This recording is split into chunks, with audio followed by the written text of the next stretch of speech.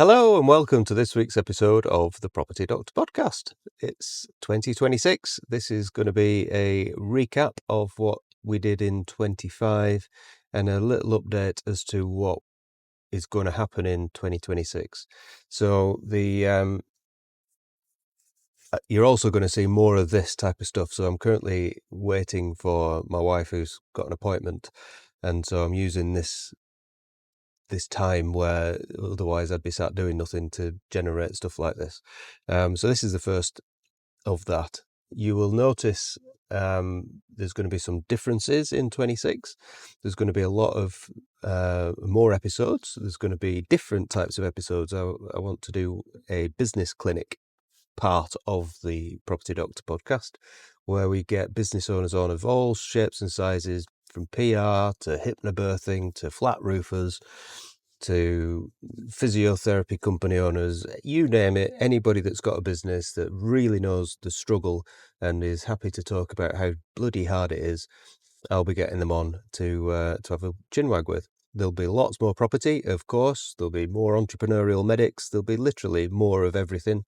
But I'm very conscious that last year we didn't do as much podcasting as I wanted to, and that fundamentally it's one of the favourite things that I do, and I really want to get back into the habit of doing many more.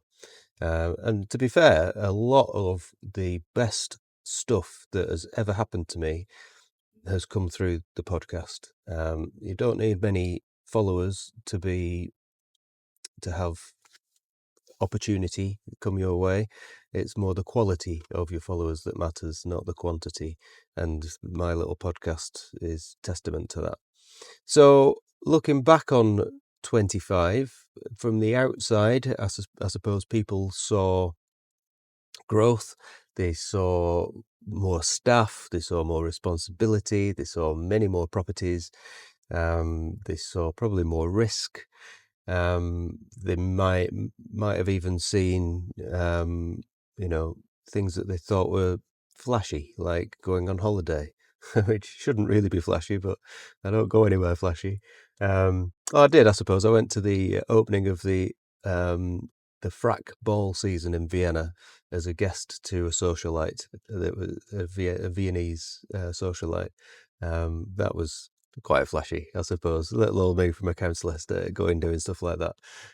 So that was quite cool. But other than that, it's been back to me being me, really, and going to my favourite places in Spain and elsewhere. So they probably saw a lot of that, if I'm honest with you. But how did 2025 feel to me, and what was going on internally?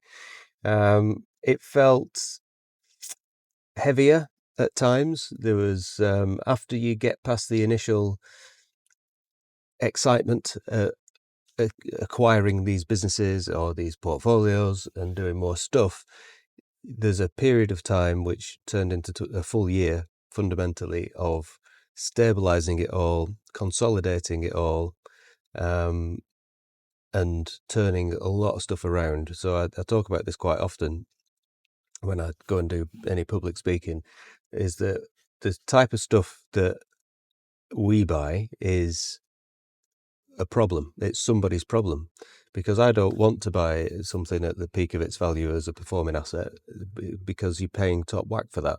I much prefer to buy stuff that you can add value to. So you work to make that margin, but then you get it at the right price, or you can buy it in a way that means that you can buy it with little money. And so when you think about everything that we did at the end of 24 and into 25, such as the 3 businesses and the dozens and dozens of properties, they were all problems for other people that we took on our shoulders, and it became really stressful at times. So there was a lot of wading through treacle, trying to get stuff done that was really challenging, actually, if I'm honest, in lots of ways, dealing with stuff that, when it's all going wrong all at the same time, was really tough. Professional services not doing what they want, but still wanting paying for it. Staff in businesses essentially trying to steal a living, not, I mean, one particular member of staff in one of our businesses we had to get rid of, um, purely and simply because they were effectively trying to dismantle the company by their inaction, but they couldn't see it. And so there was a lot of that. There was a lot of, we bought these things to grow them, but when you buy a business that's 20 years old, you buy a culture that's been in there from the previous ownership, and that culture is very comfortable and doesn't want to be made uncomfortable, and they don't want to grow with you, and it's a big challenge to get them. And so one of the biggest lessons, actually, which I'll probably come on to later in 2025, is people. If you can't change the people, you have to change the people. If they won't come on board with you, you've got to move them on and get somebody that will. It's as simple as that, really. There was less excitement, I suppose, because of all that, but there was a lot more responsibility. We took on a lot of staff in these businesses that all have mortgages to pay, all have kids to feed, and when you suddenly become responsible for 60, 70, 80 people, on top of what we're already responsible for, it's a big responsibility, and keeping businesses afloat and keeping everybody paid and all the rest of it is a challenge at times, and it's not an easy trading environment. So that was so 25 really had a lot of big challenges like that. When you acquire a portfolio the way we did, you do get, the reason we got it at the price we got it and the way we bought it was because there was some empty houses, because there was some tenants that hadn't paid, because there was lots of repairs, because maybe the previous landlord didn't have the revenue to keep a lot of upkeep on the properties, and then the tenants were understandably unhappy, and then they stopped paying their rent, and then you get voids, and then they move out, and then you can't rent them because the properties need maintenance, and it's this never-ending cycle that a lot of landlords will understand. And when you take on that type of problem, and you're taking on 30 or 40 of them, there's a lot of investment of your own money, time, and effort to reverse all that and get them fully tenanted again and back operational again. And then out of the woodwork, there will become bills that are out there, empty homes, premiums on council tax on empty properties, all sorts of stuff that still needs paying when there's no tenants in.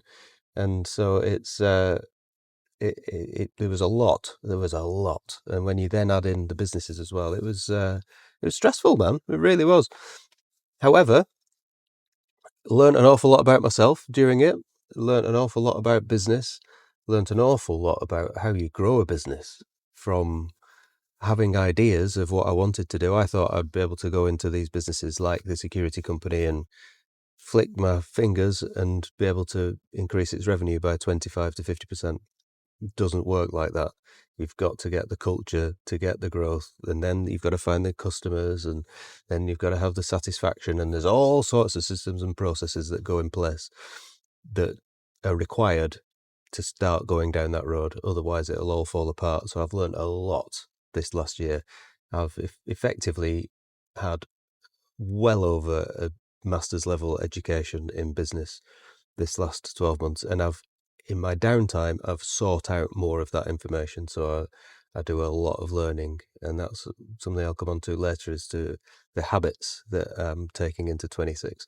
So it's been really difficult, heavy, sluggish at times. But then on the opposite side of it, there's been plenty more growth. We have employed a lot more staff. We've done a lot of property on top of everything else that we'd done. We've worked with plenty more investors that are wanting to work with us in all different shapes and sizes and ways, and wonderful ways that we can do things with them. Met lots more people that want to do business with us. We've expanded what we do, in terms of we can now source properties for people that usually we buy them, renovate them, and then move them on. But yeah, all sorts of stuff like that. So there's been a lot of growth as well, but it's been a year of personal growth as much as anything else. I'm kind of following on from the how it felt and some of the lessons that I learned. There's one particular lesson that sticks in my mind, and that I didn't realize quite how much it's a big weight to carry, and that's the emotional cost of leadership, in inverted commas. There is, and now I get it. So when I was talking to business owners that wanted to sell, and you talk to them about what their wants and needs were, they would often say, "I'm more bothered that Michelle in accounts will get looked after," and that's nice, and I can understand that. They've known them all their life, but actually, when you're in a business and you're running them, it's a cliche, but it's true that your employees, or a lot of them, become like very good friends to you, some like family members. And so in one of our businesses, we had to look at it in terms of its long-term profitability, and we realized that in one area we could save best part of £250,000 a year in overhead, by outsourcing what that particular department did. And so when you do that, there's redundancies. So it was really tough, but we had to make 10, 11 people redundant. And I didn't come into this to be making anybody redundant. I'm firmly abundant mindset, abundance driven, growth driven, and I want everybody to win. And anybody that comes for an interview with us will know, and they'll leave knowing that we tell them, it's not how much will I pay you, it's how much can you earn, and you can essentially earn whatever you want. If you are willing to help us grow the business, we want you to benefit from that. And that's across all businesses and all our employees. So we are very abundant in that regard, and having to make people redundant was completely at odds with my personal values, and that really cost me a lot of sleepless nights and a lot of turmoil. But to generate an extra 250 grand for a business is really tough, especially when you've got the fiscal drag that the current department was causing. So if you haven't got that 250 grand to invest in marketing, advertising, salespeople, etc., then you can't then go and generate an extra 250 grand. You have to put money into the machine to get the leverage to generate more as it comes out. And if you haven't got that because it's all being eaten up by overhead, it's really tough. So it was a decision that had to be made, unfortunately. The money had to come from somewhere because we have massive plans to grow this business. And that money will go back into expanding it. Fortunately, we worked very hard, or the manager of that business in particular worked really hard on getting new roles and new jobs for the people that we made redundant. So everybody got squared away. So all's well that ends well. They got redundancy pay, and then they also got a new job somewhere else. So it worked out all right in the end. But it was it's just one lesson, I suppose, in a journey that I wasn't expecting to have, but it's a good lesson to have learnt. So another lesson, I suppose, would be my naivety, and I was naive in lots of ways. Like I mentioned, the time scale about how you can just flick a business and make it more profitable. It doesn't work like that. It really doesn't. There's a lot to it, and I had my lessons learnt early doors when I thought I could just make some phone calls or, do some adverts and the tap would turn on. It's not how it works. There's a lot of time and effort that you need to put into learning how to grow a business, and I've learnt those lessons now. And fortunately for 26, we've got some really exciting growth stuff happening. Some really exciting stuff. For example, Middle Eastern royal family coming on as kind of clients, and doing work for them on decent contracts and that kind of stuff. So we've got some awesome stuff that we've managed to get into place, but it takes a long time. It's a year longer than I thought it was going to be. And then obviously you've got to make the changes to enable that growth. So the previous staff that we had wouldn't have been able to deal with this in a way that was satisfactory to the client. So you've got to change the people one way or another. So that it's a recurring thing. There's a lot of learning that went on last year, and I really hope that it's going to pay dividends this year. And then I suppose another saying that I've started, it's become a mantra now, is turnover is vanity, profit is sanity, but cash is king. I'd heard that many times. I'd experienced it myself in the property side of things, but property businesses are business with armbands on. You know, people can get really burnt in property, but you wait until you've got a trading business, and it's a lot more tricky. And cash flow is your lifeblood. It is your oxygen. If you don't, for example, one of the businesses that we bought had about £200,000 worth of people on the debtor book, which are people that have had the work done, but the money hasn't come into the bank yet. Now, on paper, the profit for that business, it was very profitable. And the turnover was great because all these people were getting the work done. However, if the money isn't getting into the bank, you can't pay your wages, and you've then got to find them yourself. So turnover is definitely vanity. It really is. You can have a 5 million quid, a lot of 5, 10, 15, 20 million quid businesses make less than 100 grand a year in actual profit. Now, if it's all getting eaten up somewhere, there's a lot of risk in that. You know, the slim margins are really tricky in business. And these are lessons that I knew. It's a bit like learning something in a textbook and knowing it, but actually the wisdom rather than the knowledge comes from when you're actually living it day to day and applying it. And so there's been lots of moments like that this last year, where on paper, we've got 100 and odd grand waiting to come in. Will the buggers pay? No. And a lot of small businesses struggle when you're working with bigger businesses because they just don't want to pay until it's up to them. And they'll have their own cash flow issues as well. So there's lots of that in the business world. And how do you get around that? Lots of ways around that. One of them is what's called recurring revenue services, subscription models, which is why it's such a big thing at the minute. Netflix and anything. If you can get somebody on a subscription and you've got an automatic amount of small money from a lot of people coming into your account every month, then it really helps keep the lights on, keep the bills paid, and allows you to put up with or tolerate or manage when the bigger chunks don't get into the bank on time. But anyway, there's loads of lessons like that I've learned. Other things that I learned were standards. My standards are not the same as other people's standards. And, you know, I'm quite lazy in a lot of ways, but my personal levels of integrity, I would say, having gone through this year, are second to none. I have a real sharp sense of injustice if I feel that we've been wronged, or if I feel someone's taking the piss.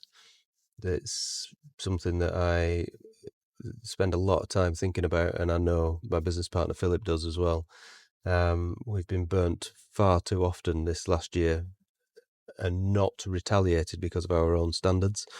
But karma is a funny thing. Then standards in the workplace as well. You know, again, it comes down to people. There's a recurring theme throughout this, that some people's standards of their work is not what I would expect them to be. Now, at the risk of getting deep and working every day in these businesses, you've got to do something in order to improve these standards.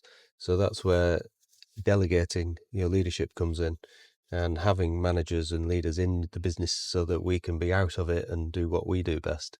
And so putting those structures in place and trusting the leaders within the businesses to do those things has been a real pleasure this year, as well as a big learning curve as well, because people, everybody watching this will know, you will always think, oh, I'll do it myself, I can do it better, it's quicker if I do it. But when you've got so much happening, you can very quickly become overwhelmed doing that. And so it's much better in the long run to trust somebody to do it. Let them learn, let them make the mistakes, even if it takes longer, because in the long run, they will learn to do it their own way quicker. And that's a really important thing. So we're really lucky that with the leaders that we've managed to get in the businesses that we've bought, they are not the leaders that were there when we took them on. And then I think the final thing in terms of lessons learnt is just how much medicine still governs the way I think about things. So I do a lot of pattern recognition, just like we do in medicine. I can now spot things that are happening before they actually happen, or I can see things coming on the horizon based on the actions people are taking. Or I can see a solution to a problem based on how it presents, which is an interesting thing. Risk assessment as well, I suppose. That's another one where you can kind of think of, I mean, I'm quite risk tolerant at the best of times, but Philip is very risk tolerant. So between us, we have to be very good at risk assessment because we could get carried away. So that's my job in our business is risk assessment, and I do lean quite heavily on the things that I learned when I went through the GMC about how they assess risk. And actually, whilst I thought it was a bit over the top with what happened to me, in actual fact, some of their processes and risk matrices and the way that they documented the risks that they were looking at when somebody's getting investigated have been quite useful to implement. So that's been a bit of an interesting thing, actually. Tolerance in medicine, everybody goes into medicine thinking it's black and white, and then when you come out of the sausage machine at the other end, you realize just how much you don't know and how much is gray areas and shades of gray and tolerance, and the tolerance of the unknown. There's an awful lot of that in my life now. How will certain jobs work out? How will our workers react to this news? What will happen if we do this in this business? We intend this to happen, but will it happen? Will something crop out of the woodwork? And there's a lot of things that you've got to tolerate, and then there's a lot of like second order consequences as well. So you do one thing with the view to achieving A, but actually A gets achieved, but that then leads on to B, C, D, and E. So there's a lot more kind of further thoughts going on, and that's something that you see in medicine. Stick someone on furosemide for their heart failure, but then that can leave them fluid depleted, and then their kidneys start to go off, and then they might need rehydration, or it might knock on to something else, and then they might need to adjust their ACE inhibitor, or you know what it's all about. There's so many different things that can come out of one particular action that you take. So there's quite a bit of that. So that then leads on to the habits that I'm taking from 25 and into 26. The first one is learning. Absolutely cannot get enough of it. It's the thing that drives me on. So learning about marketing, learning about business, learning about systems and processes, learning about personal development. Even now, I still do an hour a day on personal development every day religiously, without fail. So it's one of those things that I've been doing since 2015, 16, and I've slowly built it and never stopped. So I don't listen to the radio still in the car. It's always books, podcasts, audio books, novels, usually. When I mean novels, I mean biographies of business leaders, funnily enough.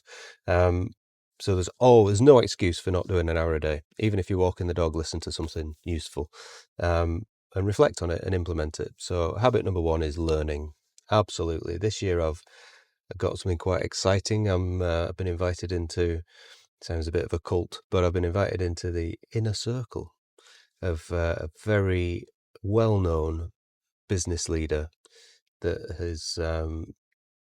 has built many, many, many 7-8 figure businesses. And so that's going to be really interesting. I think there's 12 of us that are in there. And that's going to be really a catalyst, I hope, to help grow the businesses. and that's all part of the professional development.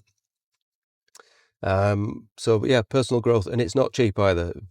And by that I mean, get a mentor. If you're an entrepreneur, in inverted commas, of any sort, get somebody in front of you that's further down the line that's willing to share, and pay them. Because I would probably think, 300 or 400 quid a month was expensive when I started this. Now I wouldn't, if for the right person, 100 grand a year. Honestly, it's how your mindset changes, and one conversation with somebody like that can generate in your brain, in your activity, or even just by connecting you to somebody else, can generate you much more than that. So you've just got to think on a different level, and that comes from getting it in and amongst these people and growing into it. You don't, if you've not got anything, you've got nothing to offer these guys.